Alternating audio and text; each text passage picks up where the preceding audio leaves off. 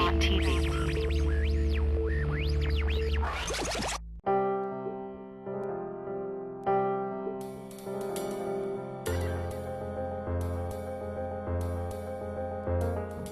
and welcome to newconsumer.tv. We're here today in my house because it's coming up to Architect in the House Week. That's where an architect comes around your house, as the name suggests, and tells you what you should be doing in your pad.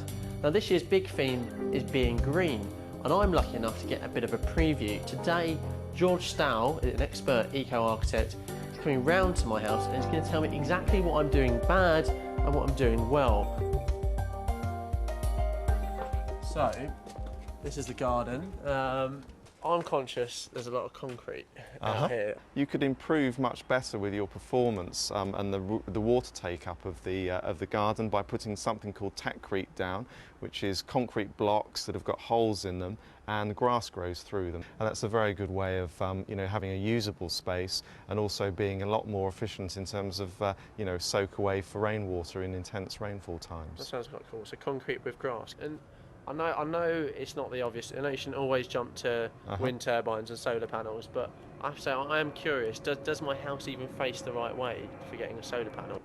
The roof needs to be facing about 45 degrees towards the south to pick up a lot of the solar activity that comes down if you want to put PV panels or solar panels. You need to lift my roof up, basically. So we might look at ways of lifting your roof up, exactly. So it's great to do, I think, if you're refurbishing the roof at the same time, and it's certainly something that needs looking at the early stages of a project if you're refurbishing the whole house or doing a roof extension. Okay, just briefly, can I stick a wind turbine on next to my satellite dish? If you had space for the batteries and the backup as well, yes, it would be a good idea to consider that as part of the mix of technologies that you might want to input into the house. Okay, well, should we go and see what my kitchen's like? Well, one of the things is to think firstly about your boiler, because most of the energy that's consumed in the home will be consumed through your boiler. So I would understand the amount of carbon emissions from it first by going to the DEFRA website and understanding that. As far as the other appliances are concerned, it would seem strange to throw them away or change them before they reach the end of their design life. Reduce, recycle, repair, make the best use of what you've already got, I think is the four key ideas. Yeah. And if you look at the doors, you've got some good new doors and windows here, double glazed, and you've got these compression seals here, which means that the air doesn't get lost through the gaps. 60% of the air that gets lost through in houses is lost through the gaps around the windows and the doors. So I'm getting an 8, do I get an 8 for that? I think you're getting an 8 rating for that. Wow. But if we go to the window over here, that has some little brush seals around underneath here, but they're not really as efficient as the ones on the doors over there. So let's just think about replacing those and really making that window perform as well as it could do. Okay, well let's go and have a look at the living room and see how we're doing.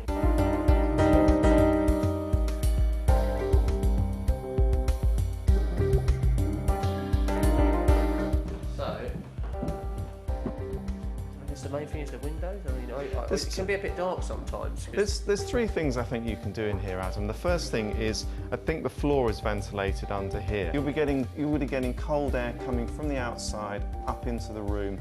Yeah. But just keep the floor looking as it is, because it's an absolutely lovely floor. Okay. So the second thing you can do is to have some covers across here with some compression seals that allow the glass, the sash here to slide past.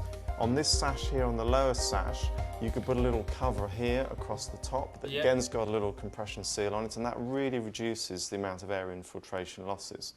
And the third thing you can do, that's also a safety issue as well, because it's laminated glass, it minimises the risk of burglars breaking the glass and getting in, is to put some laminated glass that's got a plastic membrane between it, and it's made by a company called Romag, and it's got a much better energy efficiency or U value than this existing single pane glass. If you have double glazing, it's quite chunky, you probably have to get the window frames remade.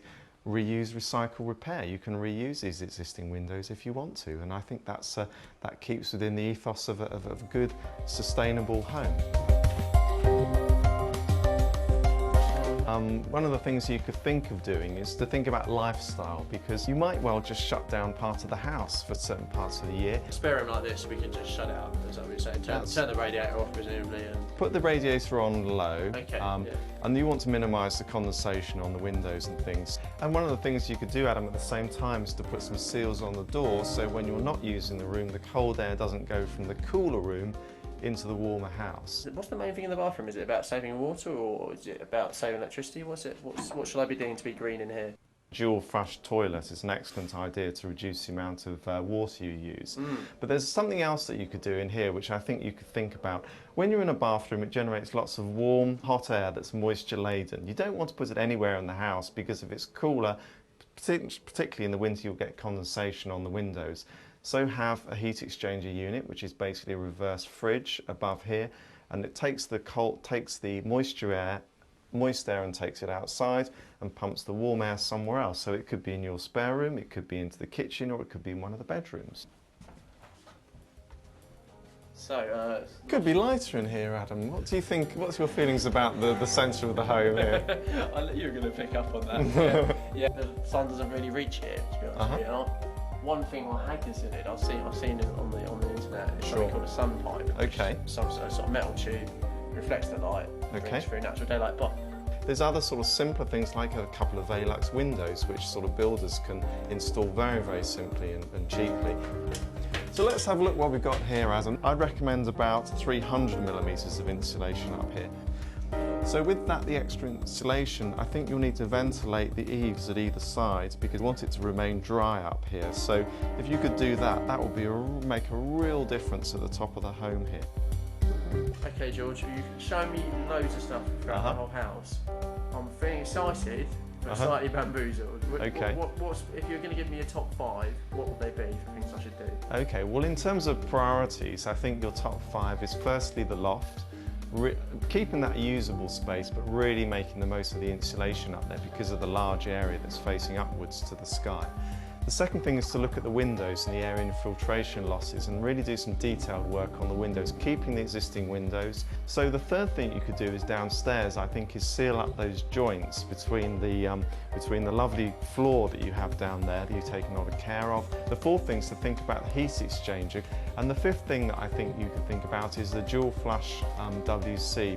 George, can you just tell us a little bit about why Architect in the House Week is so good? It's obviously good for people like me who get someone like you to come around their house. It's really access to lots of experience and information. Architects have a very wide training and they can really meet people's unique needs. Every house is different and every person who lives in that house is different, and it's about connecting with them as people. So architects are doing that in that week to support Shelter, which is an incredibly valuable charity for supporting homelessness, advocating better housing through government, and really making a difference in the community. And the RIBA supports Shelter 100%. I don't think anyone's going to argue with that they're doing a good job. Okay, well, if you want to find out more, have a look at www.architecture.com.